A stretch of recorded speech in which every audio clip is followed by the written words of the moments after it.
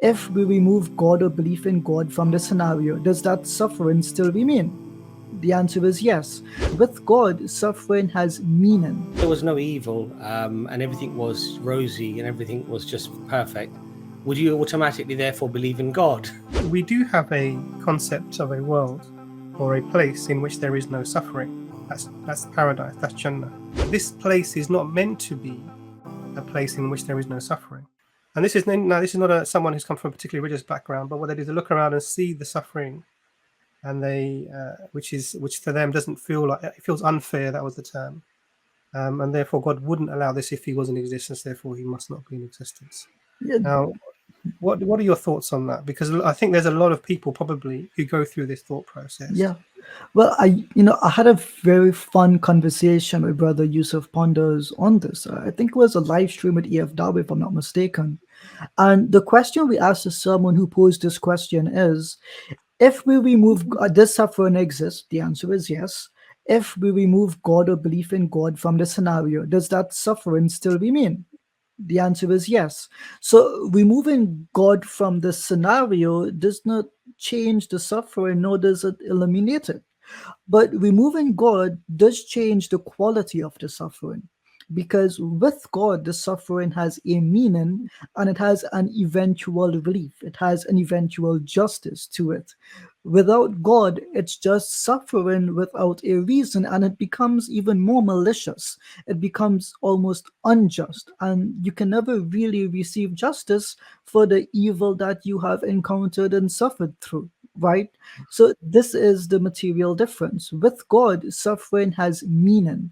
And when suffering has meaning, it is easier to understand, comprehend, and contend with. In the Quran, Allah mentions this. He says, did you think that you would be left to say that you believe and that you will not be tested, right? This life is not meant to be easy. It's not meant to be a paradise. This world has suffering because we have free will. And with free will comes the responsibility of, atoning for our actions. And we do both good and evil. We're not guaranteed eternal life on this earth, nor are we guaranteed eternal happiness. This life, to put it bluntly, is short, but it is filled with meaning. And how you live this life determines the justice that you will have in the next life. So, yes, evil does exist, but evil does not negate the existence of God. Rather, evil informs us that there is and there must be a just and merciful creator. That's what we believe as Muslims. And the interesting thing, actually, Jazz, is that whenever I've asked somebody who's brought that contention up, and I've said, okay, if there was no evil and everything was rosy and everything was just perfect, would you automatically therefore believe in God? Nope. And they said, no. I said, then that's not the real contention as to why you're not believing in a creator. You're just finding any reason, you know, and somewhat sort of straw manning the position of especially of Muslims and Islam, because Muslims and Islam are not claiming that God only exists if everything is in without any hardship or any complications or problems. We're not saying that. We're saying, in fact, Allah has told us that this life, like you said, Ijaz, in the Quran, Allah makes it very clear that He'll test us. Even if we say we believe, we'll be tested, and He'll test us in poverty. He'll Loss test of us life. with wealth, with loss of life, with loss of health. And all of it is going to be a test for us. And this is what the Quran tells us. So we're not expecting to have this rosy picture or perfection. So God forbid, if one of us falls ill or we have illnesses or we have problems, in that, we have that solace, we have that understanding that Allah, this is a test from Allah subhanahu wa ta'ala for me, and that I have to bear it patiently and still be grateful for all the wonderful things I have, even though things might not be perfect in a sense from my perspective. So yeah, I think we're sort of losing him again and again. Did you want to add anything, Imran, at all to that? Yeah, I think Pam's is in the comments. He's sort of reflecting to that. So what I would say is, actually, we do have a concept of a world or a place in which there is no suffering. In Islam, we do have this concept, but that's not here. That's paradise. That's Jannah. So if we have that place that already has a paradigm in which there is no suffering, no for anyone, and yet we're not in that place, then this place is not meant to be a place in which there is no suffering. So the question to ask is, what is the function of it? Why are we here? What's our purpose for being in this place? And this place, we're told, is a place of testing. We're going to be tested to see which one is of us is worshipping the Creator and sincere and best in our deeds. Now, if this is a place of testing, then like in any test, there's going to be difficulties. Otherwise, it's not a test.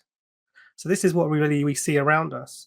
So we do have a concept of a perfect world in which there is no suffering, and that's not this place. This place is a place of testing. And any injustices that we feel are here, or any suffering that's unanswered here, will be answered, and that justice will be done on the day of judgment, and everything will be reconciled. So the person who gets away with killing, let's take Hitler, for example, killed however 6 million Jews, essentially got away with it. He killed himself, but in terms of the magnitude of his crime, he's not much of a punishment. But he will be reconciled, and he will get the just punishment for what he's done. The same with the people who are abusing Muslims around the world, or even non-Muslims who are being abused by others. They will also get their justice. In fact, we're told that the horned animal which butted the unhorned animal, that unhorned animal will also get its justice on that day. So the idea is that with an explanation and a hereafter and a creator, we can make sense of this suffering.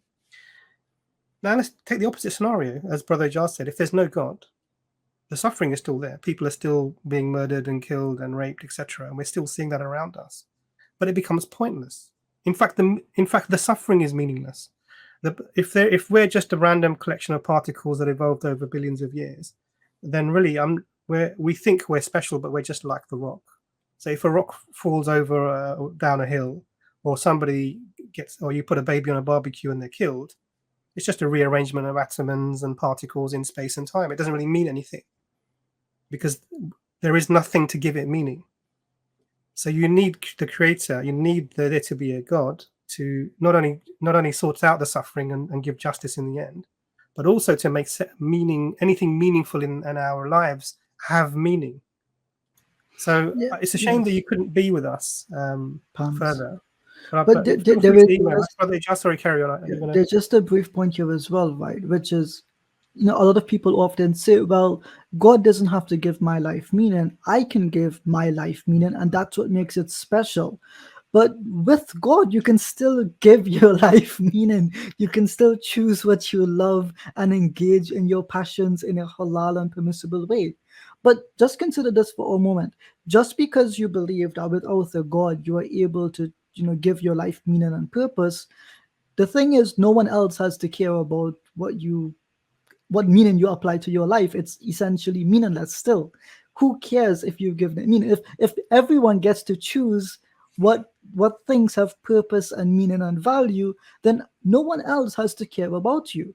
And on that basis, we just have anarchy. Forget the poor, forget the sick, forget the baby. They're just a meaningless collection of atoms. You might love them, but that love is meaningless. You might hate them, and that is equally meaningless. And the good that you do is equal to the evil that someone else does, even that yourself will do, because there is no intrinsic hierarchy to them. It's just atoms and molecules interacting with atoms and molecules in a meaningless, nihilistic void. That's all that it is. But Islam says that these things have a meaning. And if they have a meaning, then justice will be meted out.